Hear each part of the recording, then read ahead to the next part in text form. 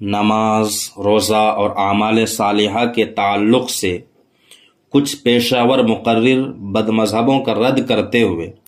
عشق رسول اور بزرگان دین سے محبت و عقیدت کے بیان میں اور ان کی کرامتوں کا ذکر کرتے ہوئے بے نمازی پبلک کو خوش کرنے کے لیے ایسی باتیں کرتے گھوم رہے ہیں جو بالکل غیر اسلامی ہیں۔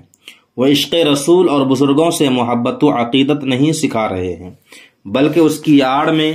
نماز روزے کو مٹانے کا کام کر رہے ہیں۔ ان میں سے کچھ وہ ہیں جو کہتے ہیں کہ جنت نہ نماز سے ملے گی، نہ روزے، نہ زکوٰۃ سے، نہ حج سے،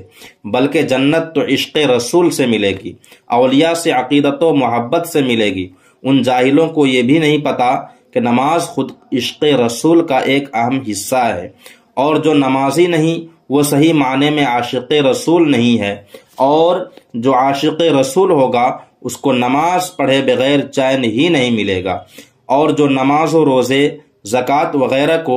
عشق رسول سے مطلقاً الگ کر کے دکھائے وہ گمراہ ہے اور دوسروں کو گمراہ کرنے والا ہے۔